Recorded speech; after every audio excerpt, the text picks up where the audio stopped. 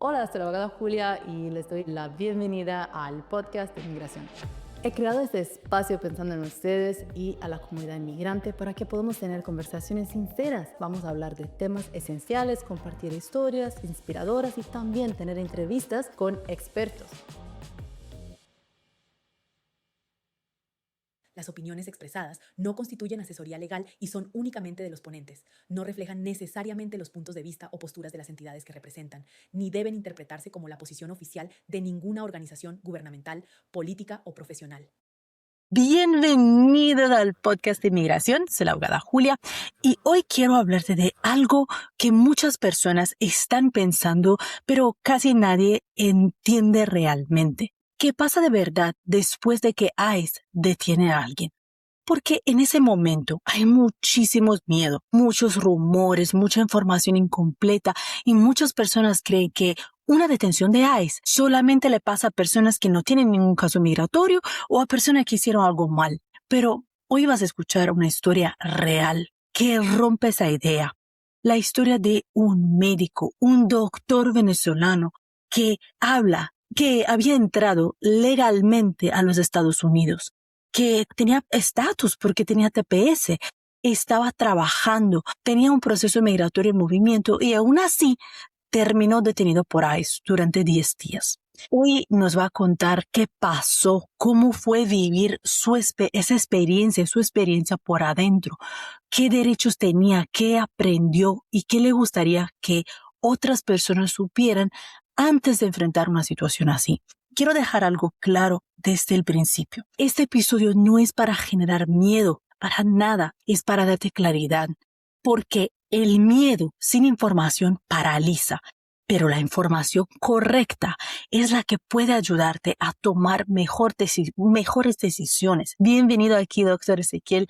Gracias por estar con nosotros. Gracias por la invitación. Pues antes de hablar de la detención y de todo lo que pasó, porque eso es algo que justo fue muy fuerte, quiero que nuestra audiencia la conozca. ¿Quién usted es? ¿Qué hacía en Venezuela? ¿Y qué estaba construyendo aquí a los Estados Unidos? También, ¿cómo entraste a los Estados Unidos y la situación migratoria que usted tenía o tiene? Claro, bueno, yo soy Ezequiel Vélez, soy venezolano, me gradué de la Escuela de Medicina, soy médico en mi país, Venezuela. Yo llego al país en el 2018, la intención primeramente de estar acá solamente para unas vacaciones cortas, para luego retornar a mi trabajo en Venezuela. Yo llego al país con una visa de turista B1, B2, sin embargo, a las pocas semanas de estar acá, ya yo tenía ciertos colegas de Venezuela que estaban en Estados Unidos y habían decidido estudiar para realizar la especialidad médica acá. Cuando tengo esas conversaciones, pues digamos que también me llamó mucho la atención y me interesó mucho el hecho de poder especializarme en un país como este, donde las oportunidades y los recursos están totalmente a la mano comparado con mi país.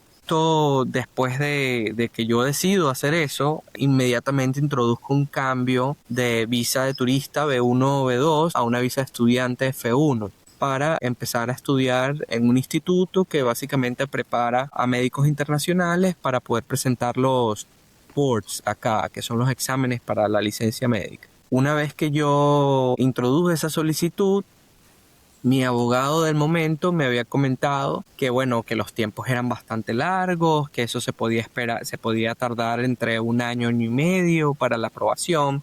Entonces era bastante importante, y esto es un detalle que siempre me gusta recalcar, era bastante importante que yo mantuviera mi estatus con el que había llegado, que era esta visa de turista, mientras tanto se me aprobaba mi visa de estudiante. Para el momento en el que a mí me aprueban mi visa de estudiante F1, yo tenía 3 extensiones de mi visa B1 con cada notificación certificada por USCIS. Para el 2021 yo aplico al estatus de protección temporal para los venezolanos, manteniendo todavía mi estatus, y posterior a eso se me aprueba este estatus de TPS, que es el que yo mantengo y es el que utilizo con un permiso de trabajo que se me otorga en el momento para yo empezar mi residencia médica.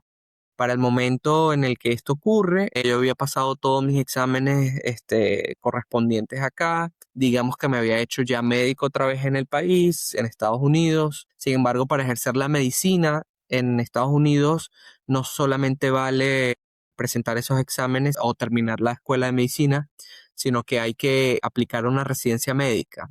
Entonces fue lo que yo hice. Yo apliqué a mi residencia médica y luego en el 2024 empecé como médico residente de posgrado de medicina familiar en el sur de Texas. Entonces usted lo hizo todo bien, literal. Todo fue siempre hecho de Sí. manera correcta.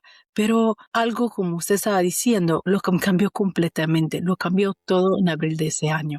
¿Qué pasó? Bueno, los problemas realmente empezaron cuando el gobierno, la nueva administración empieza a determinar que los estatus de protección temporales no deberían seguir en adelante. Ya yo había introducido una solicitud de renovación de mi estatus con renovación de permiso de trabajo. Yo tenía mis documentos que decían que todo estaba automáticamente extendido. Sin embargo, empieza un proceso en corte porque el gobierno, bueno, decide terminar el estatus de protección temporal para venezolanos. Empieza un proceso en corte para pelear esa terminación y se gana. La litigación en corte se gana. Sin embargo, bueno, parte del proceso, el gobierno decide apelar, se llega a la instancia donde la apelación llega a la Corte Suprema y la Corte Suprema, sin dar alguna explicación de por qué que toma la decisión que toma, pues decide colocar un stay a la orden del gobierno de terminar. Bueno, por supuesto, abogado, usted lo sabe, pero el stay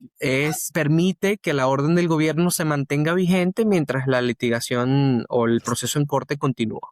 Entonces, cuando esto ocurre, a mí me dan un plazo, igual a todos los tepecianos de Venezuela, hasta noviembre del 2025 para ya sea abandonar el país o hacer un cambio de estatus a otra cosa. Yo inmediatamente empiezo a recopilar todos mis documentos, todo lo que yo tenía. A mí solamente se me permitía hacer un cambio de estatus si yo había mantenido estatus vigente todo el tiempo desde mi ingreso al país y yo lo tenía, ¿ok? Es importante también, abogada, eso me gusta siempre decirlo también, no, para aplicar el cambio de estatus, sobre todo para una visa J1, hay una institución que se llama ECFMG, que es la que regula a los médicos internacionales. Y es una institución afiliada a USCIS. Como es una institución afiliada, ellos también se encargan de hacer un background check para asegurarse de que uno siempre mantuvo estatus. O sea que el primer paso, y siempre me gusta recalcar esto porque sin esa verificación de estatus previo, sin ese background check migratorio, es imposible que a uno le otorguen una DS 2019. Me otorgan mi DS 2019 en octubre, logro aplicar a la visa J1 y lo hago con un procesamiento premium para que sea más rápido. Para cuando yo mando mi solicitud en octubre, pues yo pensaba que todo iba a ser rápido también. Sin embargo, pasaron las 2 semanas, no obtuve respuesta. Llegó noviembre, no obtuve respuesta. Pasaron los 30 días en los que el procesamiento premium debería dar una respuesta. Sin embargo, esa respuesta no llegó. Para ese momento, abogado, pues perdí mi trabajo. Mi permiso de trabajo quedó anulado. Yo recuerdo ese día, estuve viendo pacientes hasta las 6 de la tarde y no pude volver al día siguiente. Me quedé esperando porque siempre con la esperanza de que el proceso se iba a aumentar. Solicité ayuda con congresistas, con gremios de medicina, con tantas cosas que uno puede hacer y la respuesta siempre fue la misma. Bueno, pasaron 4 meses hasta abril, donde yo decido que ya, por supuesto, no tengo ingresos económicos, no puedo seguir trabajando, estoy en un área donde tengo amigos, compañeros de trabajo, pero básicamente no tengo más nadie. Mi esposo está en Houston. Yo al final decido comentarle a mi esposo que bueno, mira, ya no puedo esperar más. Ven, ayúdame a mudarme. Entonces él va. El 6 de abril estamos manejando de vuelta para Houston y es donde me detienen en este punto de Sarita, en un checkpoint, que es por donde todo el mundo tiene que pasar si está viniendo del sur hacia el norte. Y acá es donde empieza la pesadilla. Aquí me detienen. Me hacen la pregunta que se la hacen a todo el mundo si soy ciudadano americano. La respuesta es no. Mi esposo dice que sí porque él es ciudadano americano. me preguntan qué tengo yo les comento que bueno, que yo soy médico, que estoy en espera de una visa, ya yo había pasado por el checkpoint muchas veces antes. Estos checkpoints están manejados por Border Patrol, no por ICE. El Border Patrol me manda a bajar del vehículo, enseguida me manda a ingresar hacia el centro de procesamiento que ellos tienen ahí y me tienen esperando unas 4 o 5 horas. Cuando por fin me hablan, me dicen, en resumidas cuentas, que me van a dejar detenido porque ellos se dieron cuenta que yo tengo un overstay de mi visa. Y yo le digo, eso es imposible, oficial, imposible, porque yo he estado en este país desde el 2018 y he tenido procesos de visa distintos desde esa fecha que usted me está comentando, y luego tuve un proceso de TPS con mi permiso de trabajo y ahora estoy en un proceso de visa que se me permitió realizar solamente porque tuve estos documentos vigentes.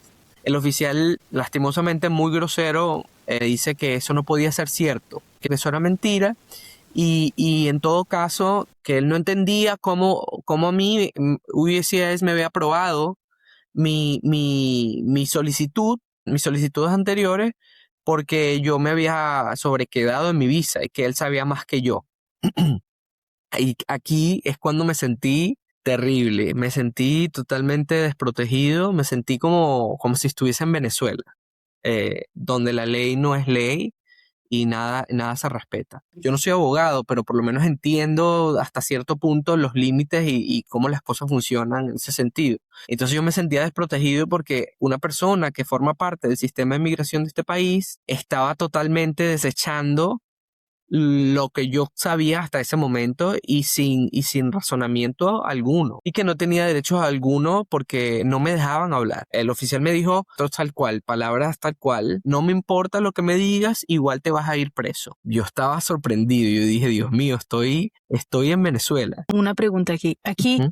Nunca le dijeron que usted tenía derecho a guardar silencio o hablar con un abogado. Jamás. A mí me dijeron que me iba a ir preso, jamás me dijeron que tenía derecho a guardar silencio, jamás me dijeron que podía llamar a mi abogado. De hecho, solicité una llamada inmediatamente porque mi esposo estaba fuera esperando. No me dejaron. Yo espero un momento porque el oficial estaba bastante molesto cuando se dio cuenta que yo le dije que eso era imposible, que no podía ser. Como 30 minutos luego, yo le vuelvo a preguntar muy educadamente: oficial, disculpe, ¿me puede explicar en qué se está basando usted? Y él me muestra una hoja, y esa hoja básicamente es mi I-94. Por supuesto, yo no he vuelto a salir del país desde que yo llegué en el 2018. Entonces, para los que escuchen esto, pues la I-94 es un documento que se otorga a la entrada por un puerto de entrada en el país, que dice la fecha en la que estás entrando, con qué visado o con qué documento legal estás entrando al país, y también dice, muy importante, la fecha en la que el gobierno te está permitiendo estar en el país. Legal, ¿no? Es ahí cuando mi frustración llega al límite, porque es que me doy cuenta que no sé si es por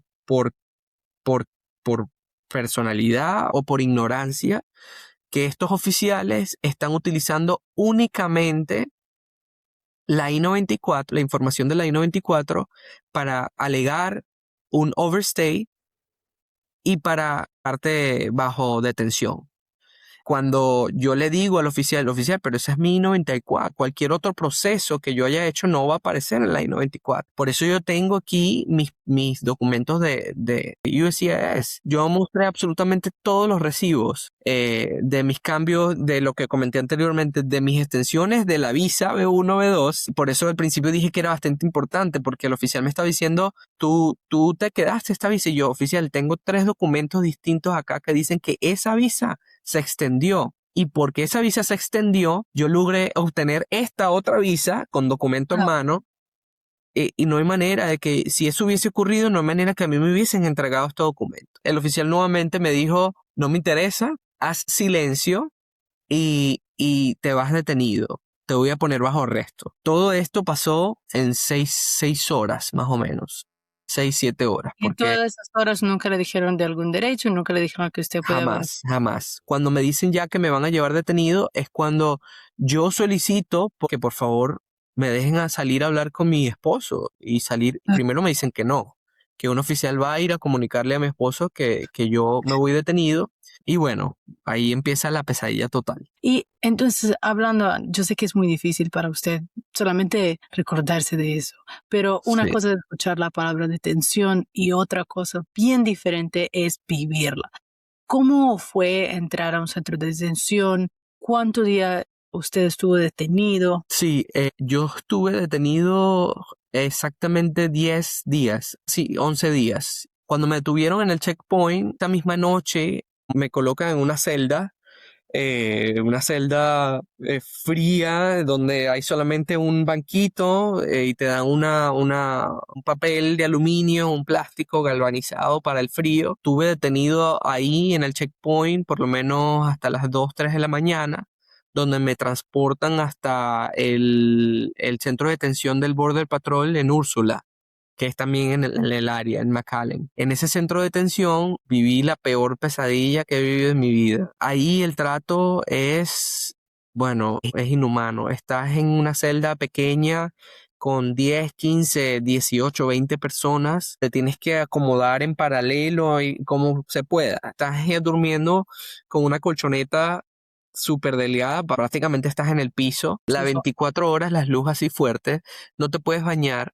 Te dan solamente una llamada al día de 5 minutos, pero te han quitado el teléfono hasta ese punto. Entonces, tú no recuerdas el número de nadie, pues lo siento mucho, no vas a poder llamar. Era terrible porque había mucha gente que duraba sus semanas incomunicados en ese lugar y no podían tener acceso a sus teléfonos, a nada. En una semana me bañé una sola vez. Me cepillé los dientes una sola vez. El centro de detención tiene varias zonas, entonces hay una zona donde es la zona principal, creo yo, donde están todas las computadoras donde están los oficiales. Y aquí es la parte más inhumana, porque tú estás tirado en el piso con la luz sin bañarte, días cansado, preocupado, y tú ves a los oficiales enfrente de ti jugando en la computadora o viendo YouTube, riéndose, comiendo. Te sientes deshumanizado. Es terrible, es muy triste porque los que están contigo, unos lloran, otros se ríen, y tú solamente piensas,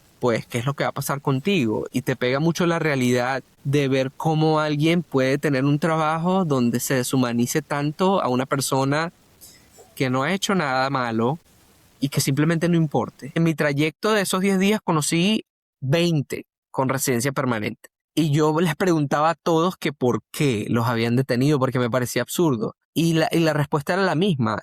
La mayoría acababan de ser aprobados hace meses o hace un año, y la razón por la que los detuvieron era porque que esa residencia había sido aprobada bajo la administración anterior y por lo tanto todavía tenía que ser escrutinizada otra vez. Y por lo tanto, ¡pum!, detenido. Conocí gente a la que con residencia permanente, un muchacho que estuvo conmigo en celda, residencia permanente de muchos años, estaba en proceso de renovación y todavía tenía su tarjeta vencida, pero estaba esperando que le llegara su tarjeta nueva. Nada más por tenerla vencida, pues lo detuvieron. Pues quizás tenía un arresto o otro tipo de... Sí, yo estoy pensando que quizás tenían algún ticket, algo había pasado antes, pero efectivamente gente con residencia permanente la estuvo detenida conmigo. Quizás tenían récord criminal o lo que ha pasado, pero Sí, es pero bueno, algo muy raro.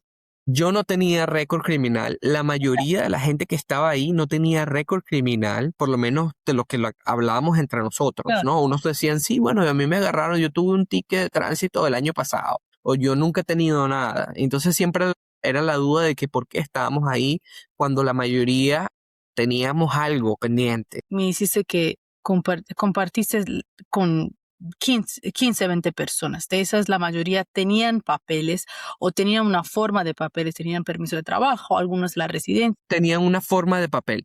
Una forma de papeles. Y no escuchaste a nadie que era un criminal, alguien que dice, sí, yo tengo, o fue arrestado. La mayoría tenían récord limpio. Sí, todos. Luego yo me entero que es que no nos podían tener con otro tipo de gente porque la mayoría de los que estaban en el centro son gente sin récord criminal. Entonces es ilegal, usted me dirá, pero lo que yo me enteré es que no nos podían juntar con personas con récord criminal porque era inseguro. tienes a una mayor cantidad de personas que es gente que trabaja, gente que no ha hecho nada nunca en su vida. Es lo que te llama más la atención todavía porque tú estás con gente que estuve con un papá con permiso de trabajo desde hace muchísimo tiempo, también aplicando su residencia permanente, no se la habían dado todavía, y lo agarraron buscando a sus hijos en el colegio. O sea, gente totalmente normal. Y mire, como abogada de inmigración, nuestro bufete tenemos también la práctica de defensa contra la deportación y lo vemos diariamente de personas que ayudamos, que nos contactan desde el centro de detención, los familiares nos contactan desde el centro de detención por sus familiares detenidos. Justo también, por otro lado, usted lo vio de adentro, nosotros lo vemos por afuera por los clientes que ayudamos y eso es Sí. es muy preocupante también. Es horrible, es horrible. En ese centro de detención de Border Patrol, todavía esto no era ICE. Es donde te procesan, te toman huellas, buscan que tengas algún récord criminal y prácticamente a diario hay un oficial que va a la celda a preguntarte que si ya te cansaste y si ya te quieres ir. El objetivo con esto es que las personas firmen la partida voluntaria. Entonces así convencen a muchos y eso pasa a diario, de que van a diario todos los días a la celda a preguntar Claro. quién quiere irse. ¿Qué es lo que vivió adentro del centro de detención? Lo que pasó, que le dejó pensar, pues, ¿sabes qué? La gente afuera debería saber eso. Mira, las condiciones en las que estás. Estás de nuevo en el piso 24/7, concreto total, frío 24/7, gente con enfermedades y no hay ni un médico disponible. Una señora que quedó detenida conmigo en el checkpoint es una señora que sufre de diabetes y tenía una bombita de insulina en su brazo. Y cuando llegó ahí, le dijeron que le tenían que quitar la bomba y que se le iban a inyectar insulina. Yo como médico te puedo decir que un médico de verdad, si hay un médico presente en esa institución, no aceptaría quitar esa bomba. Porque para llegar a ese punto, tú tienes que saber exactamente las necesidades a los decimales de cuánta insulina esa persona está necesitando, que ya no se puede calcular con inyección. Y bueno, es bastante terrible. Sí, las personas que sufran de enfermedades crónicas, el corazón, hipertensión, lo que tú quieras, y quedan detenidas, son personas que corren mucho riesgo. Y eso es importante que la gente lo sepa, porque eventualmente, si tú te sabes tus medicamentos y tú los anotas y ellos te los traen, sí te lo sabes, pero ¿cuánta gente no entra ahí y sabe que se toma X medicamento, pero no se acuerda de la dosis? Entonces, es el hecho de que no te dejen bañarte, de que no comas bien, de si estás enfermo no te dan tus medicamentos adecuadamente o te los dan tarde. Ese centro del Border Patrol es lo más inhumano que puede existir. Estoy seguro, yo no soy abogado, no conozco las leyes en exceso, pero estoy seguro que ahí a diario se cometen ilegalidades que si personas como usted o algún congresista o alguien que supiera de leyes entrara, pues las demandas serían enormes, porque es inhumano el tratamiento que ocurre en ese centro. Después de una semana... Hay mucha lucha en ese momento exactamente por esas razones. Hay muchos grupos que se están activando, que son activos peleando para los derechos de las personas porque hay muchas violaciones de derechos. Y en ese caso, después, le quiero hablar porque esa detención fue muy difícil, pero usted pudo salir de la detención. ¿Cómo fue? ¿Qué pasó en ese caso? Bueno, después de esa semana que estuve en el Border Patrol, me mandaron a Laredo, Texas, a una prisión como tal que se utiliza como centro de detención de ICE. Ahí en esa prisión sí hay marshals o federales que son prisioneros de verdad. Bueno, todos somos prisioneros en ese momento, pero unos tienen su récord criminal bien marcado y te separan. Los búnkeres con la gente de inmigración está separado. Ahí, a pesar de que también era horrible, me sentía más cómodo porque tienes tu propia cama. Mi abogado me había comentado que, bueno, que se estaba tratando de hacer todo lo posible, sin embargo, no se podía hacer nada hasta tanto yo apareciera en el sistema de cortes.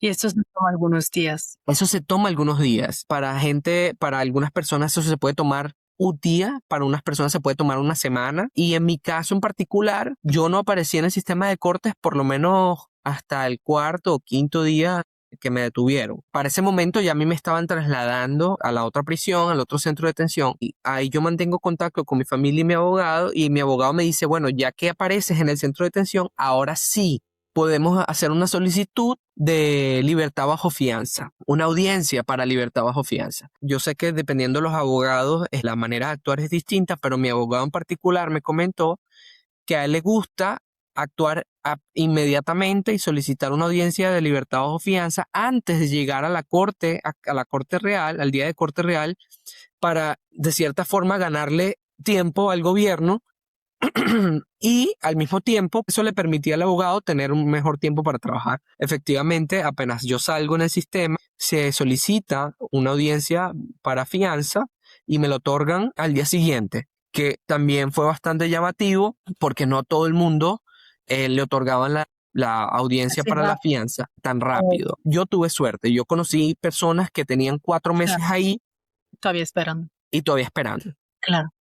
Al día siguiente fui a la corte y con el juez presente, mi abogado estaba también, está el fiscal del gobierno. El fiscal del gobierno dijo que yo era un national security threat, una persona de seguridad nacional. Seguridad nacional. Sí, que yo era y que tenía un riesgo de fuga, que por lo tanto yo era una persona que no merecía la libertad bajo fianza, independientemente de mi cargo laboral y todo este asunto. El gobierno no se podía confiar en mi actuar. Esas eran las palabras que usaron. El juez, bastante estricto, igual se vio bastante parcial en mi ver. El juez argumentó, antes de que mi abogado inclusive hablara, el juez argumentó que bueno, yo no tenía ningún récord criminal, que yo era un profesional de interés nacional. Le volví a preguntar al fiscal que si había realmente algún récord que impidiera que yo no obtuviera la libertad. El fiscal dijo, no, su señoría, no tenemos nada que argumentar. Ahí es cuando mi abogado alega pues mi defensa y en 10-15 minutos el juez autoriza mi libertad bajo fianza y el pago de los $8,000 para que yo pudiera salir. Ese mismo día fuimos un grupo como de 15 personas. De las 15 personas, vale acotar, solamente nos dieron libertad bajo fianza a 2. Eso es otro problema, no todos están, no todos le están dando la fianza y cabe acotar que me la dieron a mí y a un señor que ha sido residente permanente en este país por 27 años y se la dieron porque el señor tiene 72 años y no tiene ningún récord criminal. Récord ni nada. El fiscal había acotado en contra de esa persona que esa persona no merecía la libertad bajo fianza porque ese señor tenía un ticket de tránsito de 1976 o algo así. Y que por lo tanto no era de fiar. Es muy difícil. Y ahora usted tiene que seguir peleando su caso en la corte porque ya la pusieron en el sistema. Entonces fue de tener récord, de tener un récord limpio, no tener problema, tener su estatus legal siempre vigente, a tener un caso de corte. Y esa es toda otra pelea que usted ahora tiene que hacer. Correcto. Yo cuando me dicen que voy a salir, dentro de todo en el momento no entendía mucho. Yo pensaba que bueno, ya salí. Pero no, en realidad al día siguiente voy a salir, me sacan del centro de detención, me llevan a un centro de procesamiento de ICE y me colocan un monitor de tobillo que tengo ahorita hablando contigo puesto. Me dicen que debo ir una vez por mes a un centro de ICE para hacer un chequeo mensual. Cada 2 meses ellos vienen a la casa, pero que por lo menos debo permanecer hasta 6 meses con el monitor de tobillo. Con el mi corte, con el grillete, correcto. Mi corte. Tenemos que ser muy claros. Estamos hablando de una persona que no tiene ningún récord criminal, un doctor, una persona que siempre mantuvo un récord limpio y un estatus vigente. Entonces creo que eso es algo. Y usted en ese momento tiene un grillete, un check-in con un chequeo con ICE cada mes y la visita en su casa. Entonces quiero aclarar eso simplemente porque esa es la realidad que estamos viendo con muchas personas en los Estados Unidos. Y usted fue muy afortunado. Disculpe si le digo eso. Usted fue muy afortunado porque usted por lo menos está en su casa. Nosotros vemos muchos con clientes que están peleando. Buena gente, buenas personas que están peleando todos los días por su caso, siguen viviendo en detención, siguen viviendo detenidos sin tener, en condiciones que, como usted vio, o sea, horrible, inhumana, y eso es muy triste, y creo que eso es una falla del sistema muy grande, y esa es mi opinión personal como abogada de inmigración, que pelea todos los días para el derecho de las personas, y lo estamos viendo, y eso es muy triste. No, y estoy de acuerdo. Yo adentro, yo me siento muy afortunado. Para mí fue una pesadilla, pero pudiera llorar, me siento muy terrible cuando me doy cuenta que la realidad para tantas otras personas es otra. Yo tuve la suerte de que mi caso ciertamente se hizo viral por mi trabajo, pero Sí, hay gente... caso se hizo viral, se habla mucho. Sí, pero hay mucha gente abogada que es invisible al sistema, invisible al sistema. Conocí personas que llevan 18 meses detenidas y no han escuchado más nada de la corte desde el julio del año pasado. Conocí gente que lleva 4 meses, 6 meses, un año y sigue detenida. Y entonces yo haber salido en 10 días, yo todavía me siento terrible, pero yo pienso en esa gente y por eso acepté la entrevista para hablar con alguien que sabe del tema, porque la gente tiene que estar educada, pero al mismo tiempo la gente tiene que saber lo terrible que se vive y llamar la atención, porque hay gente que necesita toda esta ayuda para que pueda lograr la libertad que se merecen, porque es que se lo merecen, o por lo menos se merecen un trato digno en una corte y que alguien les diga cómo su proceso va a proseguir y cómo no. Y hay gente que totalmente está ciega, sorda y muda porque no les dicen nada. Y eso no es un riesgo. Personas como usted, muchas personas que usted ha conocido allá, no es un riesgo a la seguridad nacional, no es parte de carteles, no son parte de criminales con récord limpio que crean riesgos para los ciudadanos americanos en el país, para nada. Son personas que trabajan. Usted ha Es lo que estudiado hasta el trabajo de doctor, de médico. O sea, faltan médicos todos los días. todos Literal. los días. Entonces, Yo trabajo en una especialidad médica. Para el 2030 vamos a estar en un déficit de más de ¿cuál es su 200,000. especialidad? Yo soy médico de familia. Médico de familia. Hago medicina familiar y era para lo que me estaba entrenando también. Entonces, es terrible. Entonces tengo el grillete puesto, los chequeos con ICE, pero ahora mi corte para decidir qué es lo que va a pasar con mi caso va a ocurrir el 23 de julio. Y de ahora en adelante, pues esperar, pero lamentándolo mucho en este Esta momento, va a ser su primera corte. mi primera corte. Pero hasta ahora en este momento no puedo trabajar. Mi licencia médica está en pausa. No puedo hacer absolutamente nada. Cuando de nuevo mi trabajo y el trabajo de los enfermeros que estén en detención, los otros médicos en detención, es trabajo de interés nacional.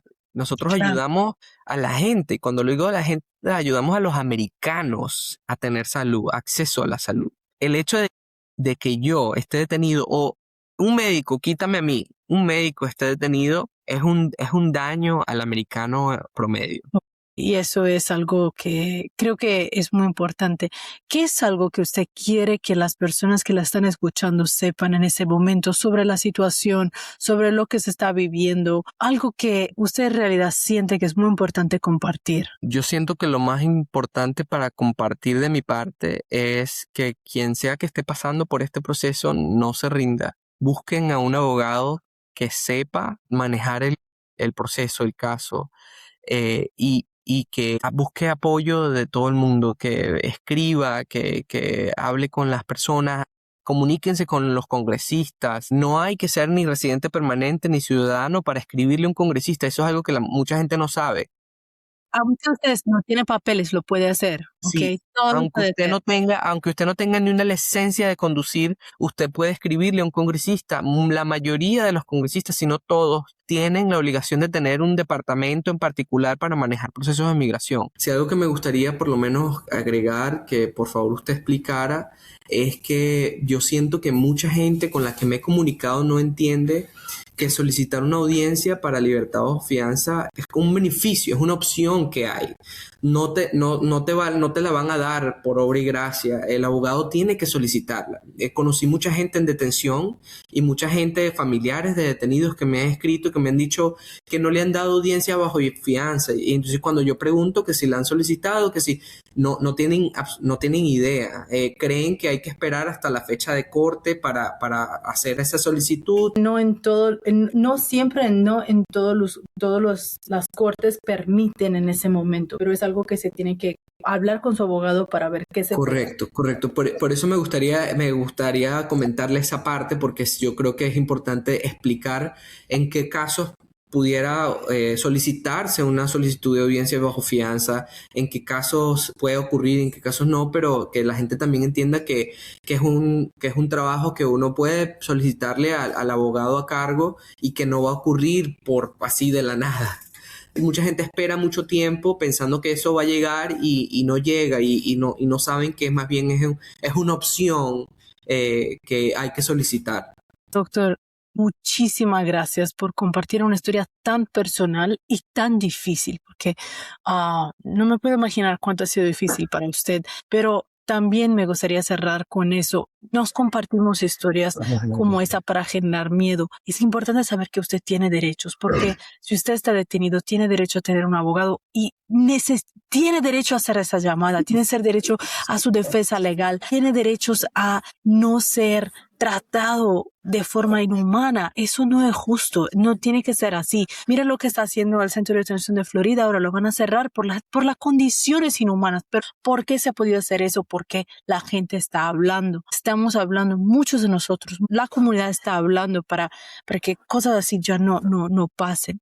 Y les compartimos ese tipo de historia porque el miedo sin información paraliza, pero la información correcta sí le puede ayudar a tomar decisiones más inteligentes, decisiones más hechas con la lógica, que es importante, porque situaciones inesperadas pueden sí ocurrir y entender tu caso antes de una crisis puede marcar la diferencia. Una detención tampoco significa que automáticamente ya no hay opciones, porque puede ser que sí hay opciones dependiendo de cada caso, existir maneras de pelear. Si tienes un caso pendiente, por ejemplo, eso sí te puede dar más herramienta de pelear por tu caso. Es importante revisar cada situación de manera individual y creo que si hoy tienes dudas sobre tu situación migratoria, infórmate bien, busca claridad, entiende tus opciones y no entres en pánico por lo que ves en redes sociales, porque hay muchas cosas que a veces paralizan de miedo, pero existen formas de protegerte,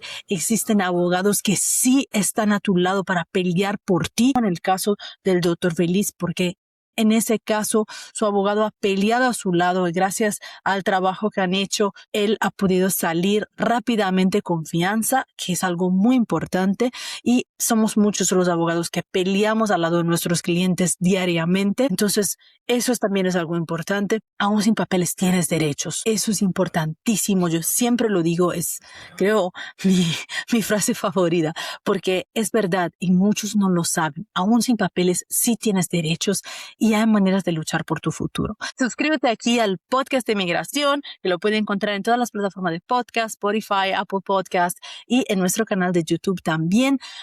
Abogada Julia, suscríbete al canal para no perderte ningún episodio de este podcast y también déjanos tus comentarios para poder responder tus dudas y apoyarnos también con un like para que más personas puedan acceder a esa información tan importante. Nos vemos al próximo episodio. Doctor Feliz, otra vez muchísimas gracias y todas mis bendiciones, mi buena vibra. Gracias. Y le deseo lo mejor. Esperemos que todo va a ser bien. Usted se lo merece. Necesitamos más doctores aquí, más buena gente, buenas personas que ayuden a nuestra comunidad. Ok. Hasta luego, gracias.